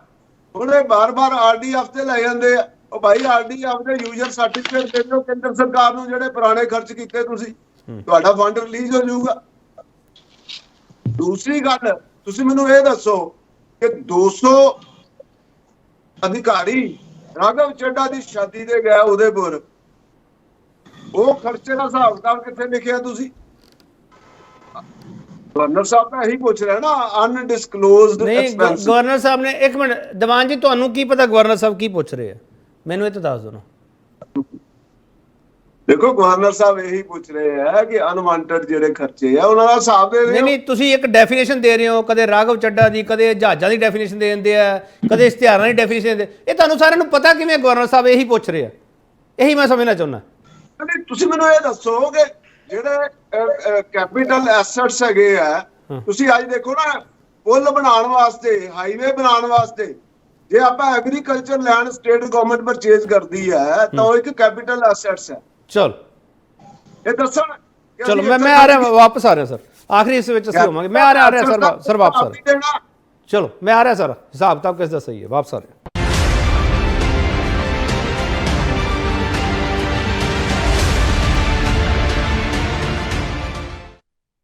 ਬ੍ਰੇਕ ਤੋਂ ਬਾਅਦ ਇੱਕ ਵਾਰ ਫਿਰ ਤੁਹਾਡਾ ਸਵਾਗਤ ਕਰਦੇ ਹਾਂ ਤੇ ਵੱਡਾ ਸਵਾਲ ਅਸੀਂ ਪੁੱਛ ਰਹੇ ਹਾਂ, ਵਹੀ ਖਾਤਿਆਂ ਦਾ ਵਿਵਾਦ ਮੁੱਕਣ ਤੋਂ ਬਾਅਦ ਕੀ ਪੰਜਾਬ ਦੀ ਬਾਂਹ ਫੜੇਗੀ ਕੇਂਦਰ ਸਰਕਾਰ? ਇਕਨੋਮਿਸਟ ਨੂੰ ਟਾਈਮ ਘੱਟ ਮਿਲ ਰਿਹਾ, ਮੈਨੂੰ ਵੀ ਅਫਸੋਸ ਹੋ ਰਿਹਾ। ਖੋਸਲਾ ਸਾਹਿਬ, ਗੱਲ ਇੱਥੇ ਰੁਕੀ ਹੋਈ ਆ, ਅਨਡਿਸਕਲੋਜ਼ਡ ਪਰਪਸਸ। ਖੋਸਲਾ ਸਾਹਿਬ, ਮੈਂ ਉਸ ਤੋਂ ਪਹਿਲਾਂ ਇੱਕ ਚੀਜ਼ ਕਲੀਅਰ ਕਰਦਾ ਸਰ, ਵੀ ਜਿਹੜੀ ਮੈਂ ਗੱਲ ਕਹੀ ਹੈ ਕਿ 10,000 ਕਰੋੜ ਦਾ ਜਿਹੜਾ ਜ਼ਿਕਰ ਕੀਤਾ, ਉਹਨਾਂ ਨੇ ਇਹ ਕਿਹਾ ਵੀ 10,000 ਕਰੋੜ ਰੁਪਈਆ ਜਿਹੜਾ ਪਿਛਲੇ ਸਾਲ 'ਚ ਲਿੱਤਾ ਗਿਆ, ਉਹ ਜਿਹੜਾ 10,000 ਕਰੋੜ ਆਖਿਰ ਕਿਤੋਂ ਦਾ ਆਇਆ? ਜੇ ਉਹਨਾਂ ਨੇ ਫਿਗਰ ਕੋਟ ਕੀਤੀ ਹੈ, ਮੈਂ ਉਹਨਾਂ ਦੀ ਵਿਜ਼ਡਮ ਦੇ ਉੱਤੇ ਕੋਈ ਸਵਾਲ ਨਹੀਂ ਚੱਕ ਰਿਹਾ, ਬਿਲਕੁਲ with due respect to governor ਸਾਹਿਬ, ਪਰ ਜਿਹੜਾ 10,000 ਕਰੋੜ ਰੁਪਈਆ ਹੈ ਇਹ ਕਿਤੋਂ ਤਾਂ ਆਇਆ ਹੈ ਨਾ, ਕਿ ਜਾਂ ਤਾਂ ਕੇਂਦਰ ਸਰਕਾਰ ਨੇ, ਜਿਹੜੀ ਮੈਂ ਗੱਲ ਕੀਤੀ ਹੈ ਵੀ 293 ਸੈਕਸ਼ਨ ਦੇ ਅੰਡਰ ਕੇਂਦਰ ਸਰਕਾਰ ਨੇ ਜਿਹੜੀ ਪ੍ਰਿਵਿਲੇਜ ਦਿੱਤੀ ਹੈ ਸਟੇਟਸ ਨੂੰ, ਉਹਦੇ ਵਿੱਚ ਆਇਆ। ਉਹਦੇ ਬਾਰੇ ਕੋਈ ਜ਼ਿਕਰ ਨਹੀਂ ਹੈ ਚਿੱਠੀ ਦੇ ਵਿੱਚ, ਮੈਂ ਇਹ ਗੱਲ ਕਹੀ ਹੈ। ਦੀਵਾਨ ਸਾਹਿਬ, ਇਸ ਚੀਜ਼ ਨੂੰ ਕਲੀਅਰ ਕਰਦਾ। ਦੂਜੀ ਚੀਜ਼, ਜੇ ਉਹ ਪੈਸਾ ਆਇਆ ਉਹ ਤਾਂ ਮਾਰਚ ਦੇ ਵਿੱਚ, ਫਰਵਰੀ ਦੇ ਵਿੱਚ ਬਜਟ ਪੇਸ਼ ਹੋਇਆ, ਮਾਰਚ ਦੇ ਵਿੱਚ ਉਹ ਪੈਸਾ ਆਇਆ ਔਰ ਮਾਰਚ 2023 ਤੱਕ ਉਹ ਕੰਜ਼ਿਊਮ ਹੋਇਆ। ਅਸੀਂ ਅਕਤੂਬਰ ਦੇ ਵਿੱਚ ਉਹਦੇ ਤੇ ਸਵਾਲ ਚੁੱਕ ਰਹੇ ਹਾਂ 6 ਮਹੀਨੇ ਬਾਅਦ। ਤੁਹਾਨੂੰ ਨਹੀਂ ਲੱਗਦਾ ਵੀ ਆਪਾਂ ਥੋੜਾ ਜਿਹਾ ਡਿਲੇ ਕਰਨਾ ਇਸ ਚੀਜ਼ ਨੂੰ ਪੁੱਛਣ ਦੇ ਵਿੱਚ ਵੀ, ਜੇ 10,000 ਕਰੋੜ ਦਾ ਕੋਈ ਫਰਕ ਹੈ ਤਾਂ? ਦੂਸਰੀ ਚੀਜ਼ ਜਿਹੜੀ ਹੈ, ਤੀਸਰੀ ਚੀਜ਼ ਸਰ, ਅਨਡਿਸਕਲੋਜ਼ਡ ਇਨਕਮ।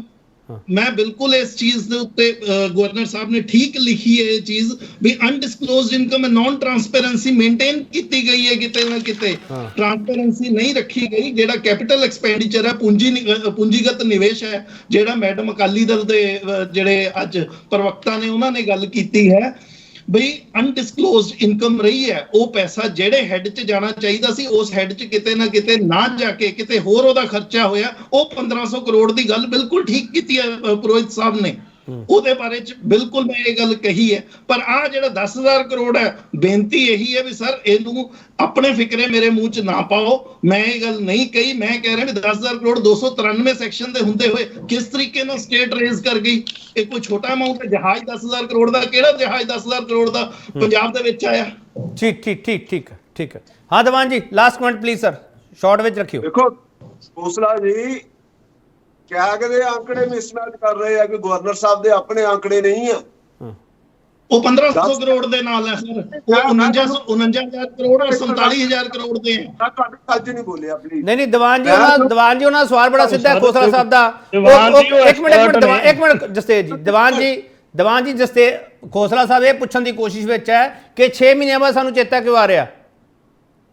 ਦੇਖੋ ਇਸ ਤਰ੍ਹਾਂ ਹੈ ਕਿ ਕੈਗ ਦੀ ਰਿਪੋਰਟ ਤਾਂ ਹੁਣ ਆਈ ਨਾ। ਹਾਂ, ਦੇਖੋ ਗੱਲ ਇਹ ਆ ਕਿ ਕੈਗ ਦੀ ਰਿਪੋਰਟ ਕੀ ਕਹਿ ਰਹੀ ਹੈ, ਆਪਣੀ ਚਿੱਠੀ 'ਚ ਕੀ ਲਿਖ ਰਿਹਾ, ਸਪਸ਼ਟ ਹੈਗਾ ਵਾ, ਟ੍ਰਾਂਸਪੇਰੈਂਸੀ ਹੈ। ਉਹ ਕਹਿੰਦੇ ਜਦ ਬਜਟ 2022-23 ਦੇ ਬਜਟ ਦੇ ਵਿੱਚ ਤੁਸੀਂ 23,000 ਕਿੰਨੇ ਜਿਹੜਾ ਵਾ ਉਹ ਤੁਸੀਂ ਬਜਟ ਅਪਰੂਵ ਕਰਾਇਆ ਅਸੈਂਬਲੀ ਦੇ ਵਿੱਚ, ਤੇ ਕਰਜ਼ਾ ਤੁਸੀਂ ਲਿਆ ਬਜਟ ਤੋਂ ਵੱਧ 10,000 ਕਰੋੜ ਰੁਪਈਆ।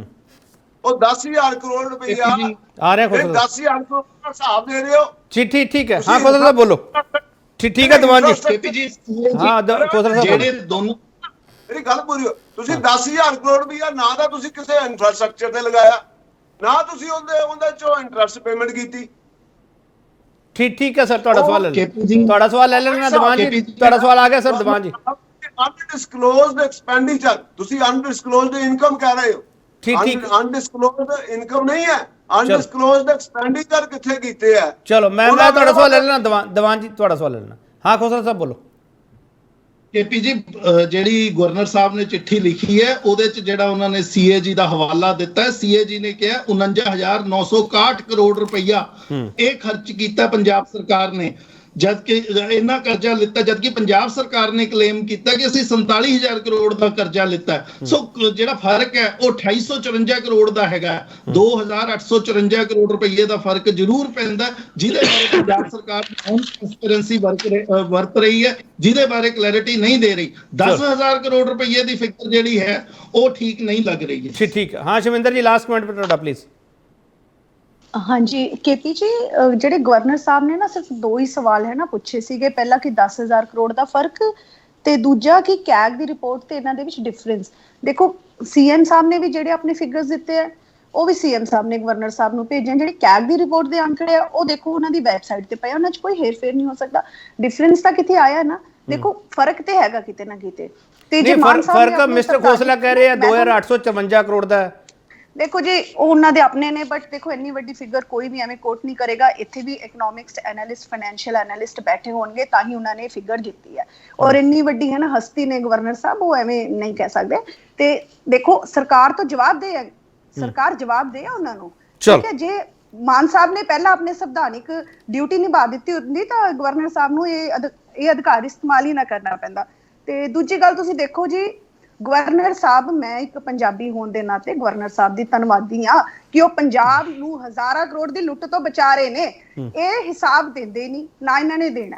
ਨਹੀਂ ਤੇ ਗਵਰਨਰ ਸਾਹਿਬ ਨੂੰ ਤੁਸੀਂ, ਗਵਰਨਰ ਸਾਹਿਬ ਦੇ ਧੰਨਵਾਦੀ ਹੋ ਤੁਸੀਂ, ਗਵਰਨਰ ਸਾਹਿਬ ਨੂੰ ਇਹ ਵੀ ਕਹੋ ਨਾ ਕਿ ਪੰਜਾਬ ਨੂੰ ਆਰਥਿਕ ਪੈਕੇਜ ਦੀ ਲੋੜ ਹੈਗੀ, ਉਹ ਕਿਉਂ ਨਹੀਂ ਡਿਮਾਂਡ ਕਰਦੇ ਤੁਸੀਂ? ਬਿਲਕੁਲ ਲੋੜ ਹੈ। ਮੈਂ ਕਹਿ ਰਹੀ ਹਾਂ ਜੀ, ਤੁਸੀਂ ਦੇਖੋ ਜੇ ਆਪਾਂ ਇਹ ਕਰਜ਼ਿਆਂ ਦੀ ਜੇ ਆਪਾਂ ਜੜ 'ਚ ਜਾਈਏ ਨਾ, ਪੰਜਾਬ 'ਚ ਕਰਜ਼ਾ ਚੜਿਆ ਕਦੋਂ ਹੈ?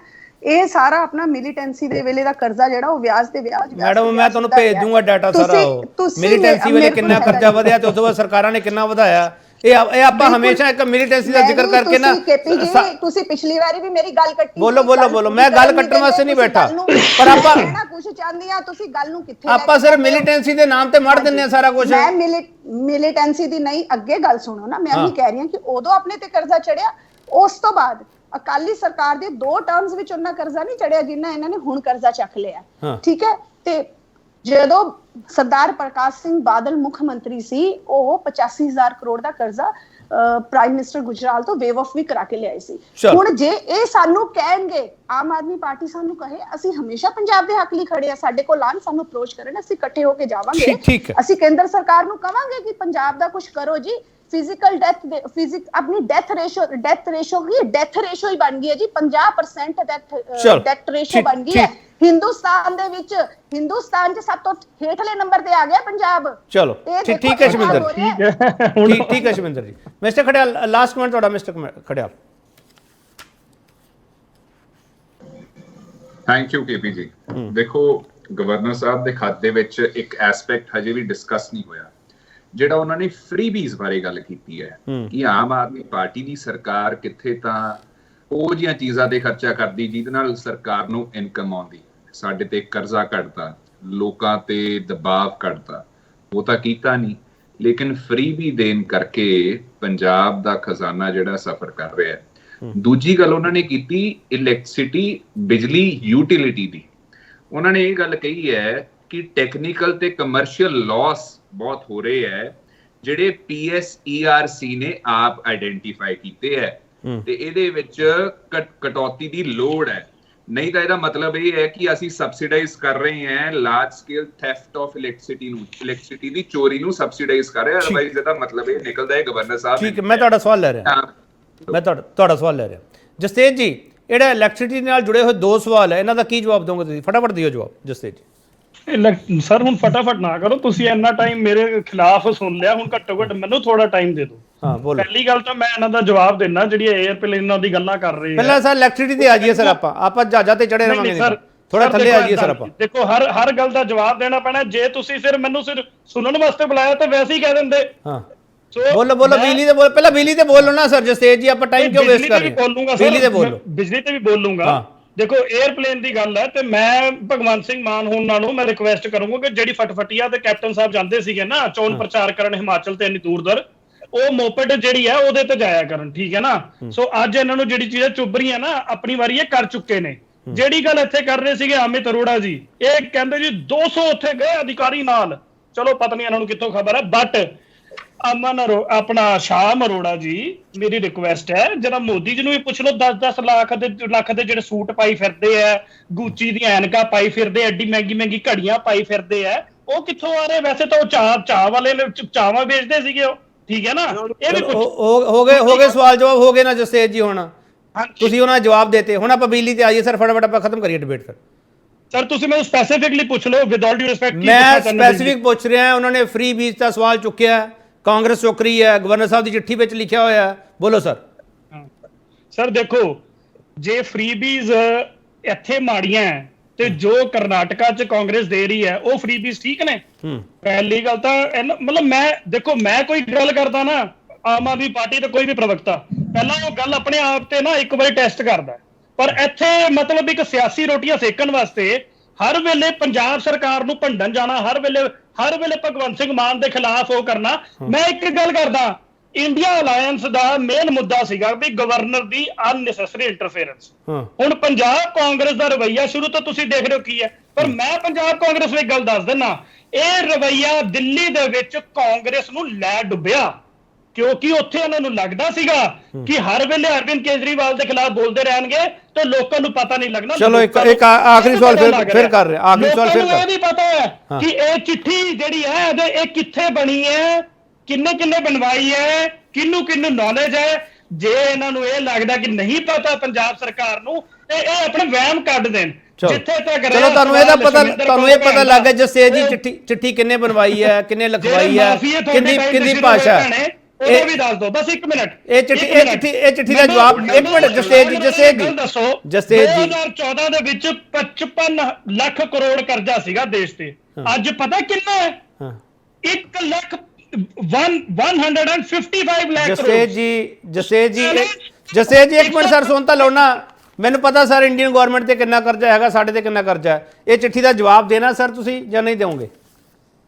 ਸਰ ਦੇਖੋ, prerogative is with the cabinet, with the Bhagwant Singh Mann, ਪਰ ਮੇਰਾ ਪਰਸਨਲ ਹੈ ਕਿ ਇਹੋ ਜੀ ਚਿੱਠੀਆਂ ਦਾ ਜਵਾਬ ਦੇਣਾ 1% ਨਹੀਂ ਬਣਦਾ, ਠੀਕ ਹੈ ਨਾ? ਕਿਉਂਕਿ ਇਹੋ ਜੀ ਚਿੱਠੀ ਇਸ਼ੂ ਕਰਨ ਦਾ ਕੋਈ ਵੀ ਸੰਵਿਧਾਨਿਕ ਹੱਕ ਨਹੀਂ ਹੈਗਾ। ਚਲੋ ਬਹੁਤ ਧੰਨਵਾਦ ਜਸਤੇਜ ਜੀ ਤੁਹਾਡਾ। ਮਿਸਟਰ ਖੜਿਆਲ ਤੁਹਾਡਾ ਮੈਂ ਵਕਤ ਨਹੀਂ ਦੇ ਸਕਦਾ, ਖੜਿਆਲ ਸਾਹਿਬ ਮਾਫ ਕਰਨਾ। ਸ਼ਮਿੰਦਰ ਜੀ ਤੁਹਾਡਾ ਬਹੁਤ ਧੰਨਵਾਦ, ਤੁਹਾਨੂੰ ਵਕਤ ਘੱਟ ਮਿਲਿਆ, ਤੁਸੀਂ ਗੁੱਸਾ ਵੀ ਜਤਾਇਆ ਥੋੜਾ ਜਿਹਾ, ਕੋਈ ਗੱਲ ਨਹੀਂ। ਦੀਵਾਨ ਅਮਤਰੋੜਾ ਜੀ ਤੁਹਾਡਾ ਬਹੁਤ ਧੰਨਵਾਦ। ਡਾਕਟਰ ਖੋਸਲਾ ਤੁਹਾਨੂੰ ਵਕਤ ਬਹੁਤ ਘੱਟ ਦੇ ਸਕਿਆ ਮੈਂ, ਤੁਹਾਡਾ ਵੀ ਬਹੁਤ ਧੰਨਵਾਦ। ਵਕਤ ਤਾਂ ਪੰਜਾਬ ਕੋਲੇ ਵੀ ਨਹੀਂ ਹੈਗਾ, ਹਿਸਾਬ ਕਿਤਾਬ ਕਿਵੇਂ ਸਹੀ ਹੋਊਗਾ, ਸਵਾਲ ਇਹੀ ਹੈ। ਹਿਸਾਬ ਕਿਤਾਬ ਕਿਸ ਦਾ ਸਹੀ, ਇਸ ਸਵਾਲ ਦਾ ਜਵਾਬ ਹੈ ਜਿਹੜਾ ਉਹ ਅਗਲੀ ਚਿੱਠੀ ਵਿੱਚ ਸਾਨੂੰ ਮਿਲੂਗਾ ਮੈਨੂੰ ਲੱਗਦਾ। ਬਾਕੀ ਪਤਾ ਨਹੀਂ ਇਹ ਚਿੱਠੀ ਹੈ ਜਿਹੜੀ ਅਗਲੀ ਕਦੋਂ ਆਊਗੀ, ਅਗਲੀ ਚਿੱਠੀ ਦੇ ਕਦੋਂ ਮੈਂ ਡਿਬੇਟ ਕਰੂੰਗਾ। ਇੱਕ ਵਾਰੀ ਮੈਂ ਸੋਚਿਆ ਸੀ ਸ਼ਾਇਦ ਚਿੱਠੀਆਂ ਦੇ ਸਵਾਲ ਜਵਾਬ ਜਿਹੜੇ ਹੋਣੇ ਸ਼ੁਰੂ ਹੋ ਗਏ ਆ ਅਤੇ ਸਾਨੂੰ ਡਿਬੇਟ ਸ਼ਾਇਦ ਨਾ ਕਰਨੀ ਪਵੇ, ਪਰ ਮੈਨੂੰ ਲੱਗਦਾ ਹੋਰ ਕਰਨੀਆਂ ਪੈਣੀਆਂ। ਬਹੁਤ ਧੰਨਵਾਦ।